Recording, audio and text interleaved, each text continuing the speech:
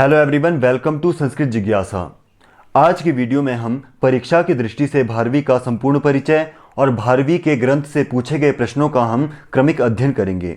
तो चलिए आज की वीडियो को प्रारंभ करते हैं।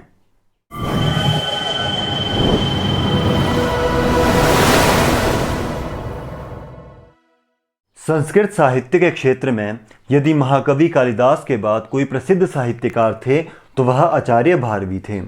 आचार्य भारवी ने अपने ग्रंथ में अपने जीवन से संबंधित कोई भी लेख उल्लेखित नहीं किया है, परंतु सौभाग्यवश इनके प्रपौत्र हुए दंडी ने अपने ग्रंथ में अवंती सुंदरी कथा में इनके जीवन से संबंधित बहुत कुछ लेख उल्लेखित उसमें किए हैं। तो इनका समयकाल जो माना जाता है वह 634 ईसा में इनका समयकाल माना जाता है। और यदि शक संवत की बात करें तो शक संवत के अनुसार इनका जो जन्म समय माना जाता है या समयकाल जो माना जाता है वह 546वें संवत में इनका जन्म समय माना जाता है। और यदि इनके जन्म स्थान की बात करें तो इनका जन्म स्थान दक्षिण भारत के नासिक प्रदेश में माना जाता है। और इनके प्रपौत्र दंडी के अनुसार जो इनका ग्राम है वह अचलपुर माना जाता है, यानी कि जो इनके प्रपौत्र दंडी ने अपने ग्रंथ में अवंती सुंदरी कथा में इनका जो ग्राम बतलाया है वह अचलपुर को बतलाया है। और इनका जो मूल नाम था वह दामोदर था और इनके पिता का नाम नारायण स्वामी और अवंती सुंदरी कथा के अनुसार जो इनके पिता का नाम था वह श्रीधर था। और इनकी माता का नाम सुशीला और इनकी पत्नी का नाम रसिकवती या रसिका था और इनके पुत्र का नाम मनोरथ था। तो चलिए आगे देखते हैं। वंशावली। भारवी का जो मूल नाम है वह दामोदर है, परंतु कुछ साहित्यकारों के अनुसार जो भारवी का मूल नाम दामोदर नहीं था, उनके अनुसार जो दामोदर है वह भारवी के अनुज यानी कि छोटे भ्राता हैं, परंतु इसका कोई साक्षर प्रमाण उन्होंने नहीं दिया है, इसीलिए इनका मूल नाम जो माना जाता है वह दामोदर को माना जाता है। और यदि परीक्षाओं में पूछा जाए कि आचार्य भारवी के छोटे भाई का नाम तो वह दामोदर था, और यदि पूछा जाए मूल नाम तो मूल नाम भी दामोदर ही था। और इनके पुत्र का नाम मनोरथ था और इनकी जो पौत्र थे वह वीरदत्त और गौरी थे। और इनके जो प्रपौत्र हुए हैं वह दंडी है। दंडी के बहुत सारे साहित्य ग्रंथ हैं, जैसे कि काव्यदर्श है और अवंती सुंदरी कथा नामक एक ग्रंथ है, वह भी दंडी का एक प्रसिद्ध साहित्य ग्रंथ है। तो चलिए आगे देखते हैं। आश्रयदाता। तो प्राचीन काल में जो साहित्य के क्षेत्र में पांडित्य प्राप्त कर लेते थे तो राजा जो होते थे या राजा महाराजा इत्यादि जो होते थे वह उन साहित्यकारों को अपने राज्य में जगह दिया करते थे या आश्रय दिया करते थे। जैसे कि आधुनिक युग में भी जो कला के क्षेत्र में, साहित्य के क्षेत्र में, खेल के क्षेत्र में उत्कृष्ट होते हैं, राज्यसभा में उनके लिए जगह दी जाती है। उसी तरह प्राचीन काल में भी राजा महाराजा साहित्य के क्षेत्र में लोगों को जो है आश्रय दिया करते थे। तो आचार्य भारवी के आश्रय से संबंधित 3 मत प्राप्त होते हैं। पहला मत आता है सिंह विष्णु का। तो जो इनके प्रपौत्र थे यानी कि आचार्य भारवी के जो प्रपौत्र थे दंडी, उनके अनुसार जो अवंती कथा, जो उनका ग्रंथ है अवंती कथा, उनके अनुसार जो है आचार्य भारवी के आश्रयदाता सिंह विष्णु को माना जाता है। दूसरे आते हैं महेंद्र विक्रम। जो महेंद्र विक्रम है वह सिंह विष्णु के ही पुत्र हैं, तो वह भी जो है कुछ विद्वानों के अनुसार आचार्य भारवी के आश्रयदाता माने जाते हैं। और इसमें जो तीसरा और सबसे प्रमाणिक मत आता है वह विष्णुवर्धन का आता है। विष्णुवर्धन जो है चालुक्य वंशी राजा थे, यानी कि जो विष्णुवर्धन है वह चालुक्य वंश के राजा थे और इनका जो समयकाल माना जाता है वह 634वीं ईस्वी के आसपास इनका समयकाल माना जाता है। और जो विष्णुवर्धन है इनके जो बड़े भाई थे वह पुलकेशिन द्वितीय थे और जो चालुक्य वंश के संस्थापक है वह पुलकेशिन प्रथम को माना जाता है। तो जो इसका लेख मिलता है या जो इसका प्रमाण मिलता है वह एहोल शिलालेख में मिलता है। तो एहोल शिलालेख भी हमारी परीक्षा से संबंधित मोस्ट इंपॉर्टेंट है, इसीलिए इसको भी हम अब जानेंगे। तो चलिए आगे देखते हैं। एहोल शिलालेख। तो एहोल शिलालेख क्या है? तो चालुक्य वंशी विष्णुवर्धन के काल का एक प्रसिद्ध शिलालेख है जिसका नाम था एहोल या उसे अहिहोड़ भी कहा जाता है। और इसका जो समय है वह 546वीं शक संवत के अनुसार मैं बता रहा हूँ। शक संवत के अनुसार 546वीं जो संवत में इनका जो है यह शिलालेख माना जाता है, यानी कि ईस्वी के अनुसार जो इसका समय है वह 634वीं ईस्वी में ये माना जाता है। और इसके रचनाकार जो थे या यह लेख जिसने लिखा था उनका नाम था रवि कीर्ति। रवि कीर्ति ने यह लेख कहाँ लिखा था? तो इन्होंने लिखा था कर्नाटक के बदामी जिले के एक गांव था जिसका नाम था मेगुती नामक एक ग्राम है, उसके निकट एक पहाड़ियाँ यानी कि पहाड़ी क्षेत्र है वहाँ पर उन्होंने एक जैन मंदिर जिसे जिनवैशम भी कहा जाता है, यानी कि जैन का मंदिर जो होता है उसे जिनवैशम कहा जाता है, उसकी बाहरी दीवारों पर उन्होंने ये लेख लिखा था। इस लेख में जो है पुलकेशिन वंश का, यानी कि पुलकेशिन प्रथम का द्वितीय का जो है वर्णन किया गया था, उनकी जो प्रशस्तियों को इसमें लिखा गया था। तो इसमें टोटल पद्य जो लिखे गए थे 37 पद्य इसमें लिखे गए थे। तो इसको जो लिखा गया था संस्कृत भाषा में इसे लिखा गया था, यह भी आपसे परीक्षाओं में पूछा जा सकता है।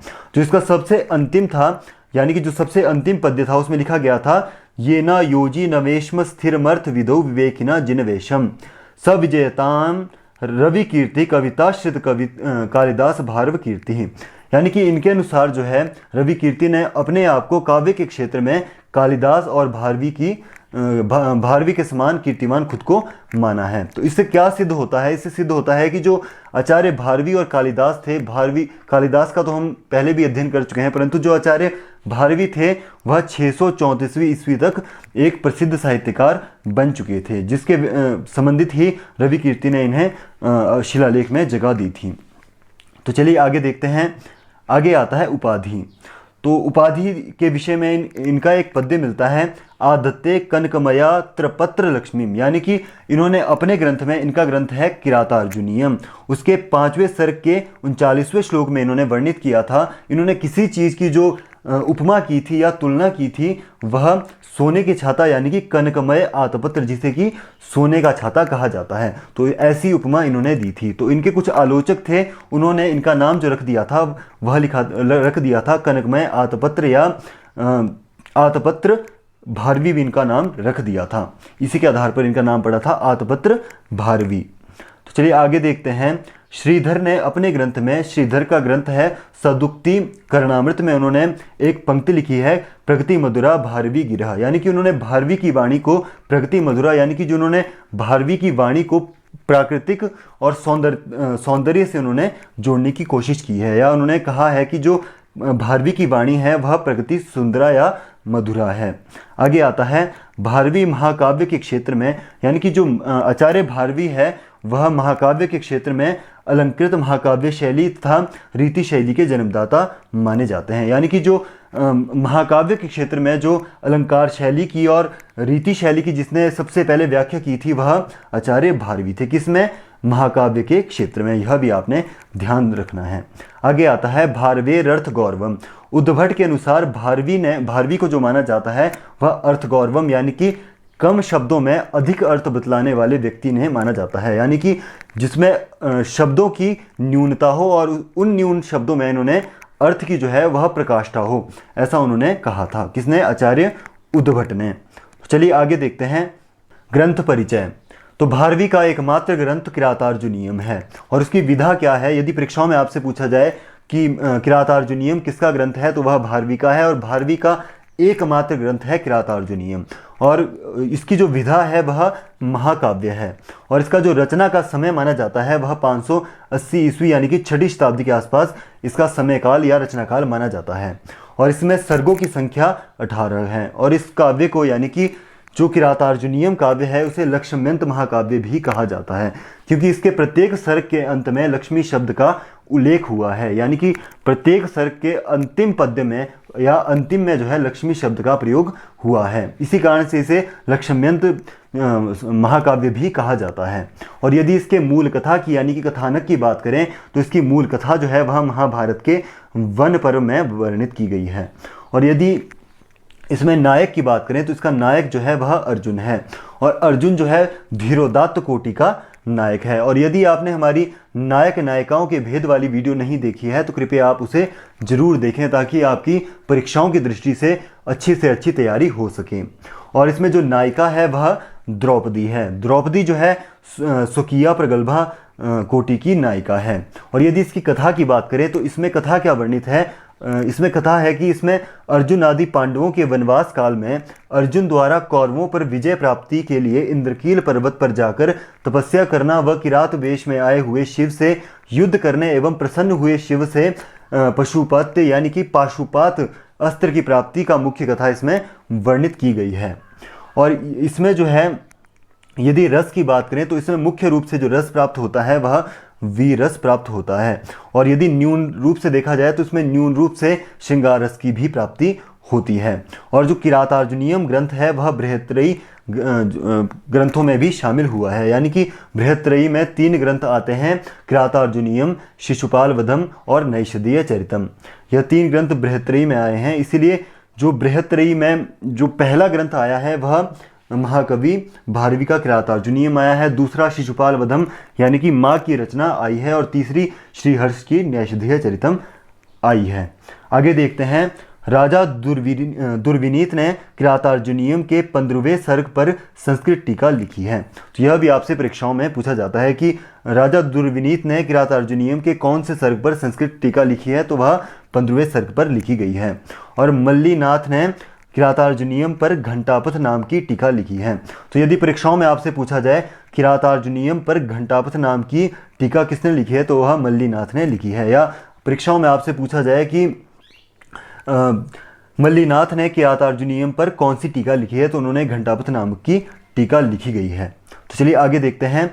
और इसमें कुछ जो महत्वपूर्ण हमें राजनीति से लेकर या लोक नीति से लेकर कुछ महत्वपूर्ण इसमें सूक्तियाँ मिलती हैं, जिससे यह भी पता चलता है कि भारवी कितने राजनीतिज्ञ थे या कितने कुशल महाकवि या साहित्यकार थे। तो इसमें पहला आता है वरम विरोधोपि समम महात्मनि।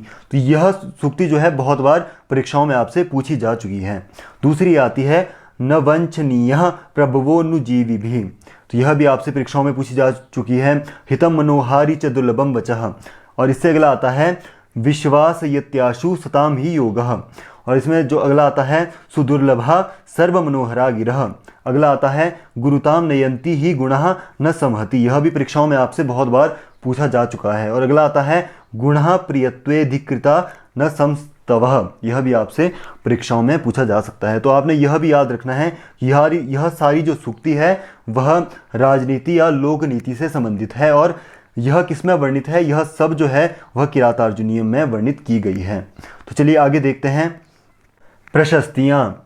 तो विभिन्न विद्वानों ने या विभिन्न साहित्यकारों ने अपने ग्रंथ में अपने अपने शब्दों में आचार्य भारवी को प्रशस्तियाँ प्रदान की है। तो इसमें सबसे पहले आते हैं आचार्य मल्लीनाथ।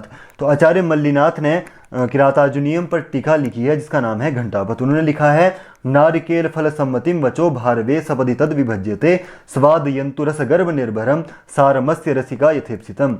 यानी कि उन्होंने जो भारवी की रचना को जो है वह नारियल के फल के समान माना है, जो बाहर से देखने में कठोर और यदि उसे पढ़ा जाए तो वह बहुत ही मार्मिक या बहुत ज़्यादा रसभरी होती है, जैसे कि नारियल होता है। तो यदि आपसे परीक्षाओं में पूछा जाए कि किसने जो है आचार्य भारवी की रचना को नारियल के फल के समान माना गया है या माना है, तो वह मल्लीनाथ के द्वारा माना गया है। तो यह जो प्रश्न है यह बहुत बार हमारी टीजीटी, पीजीटी और नेट की परीक्षाओं में या टेट की परीक्षाओं में भी बहुत बार देखने को यह प्रश्न मिलता है। तो अगला आता है क्षेमेंद्र।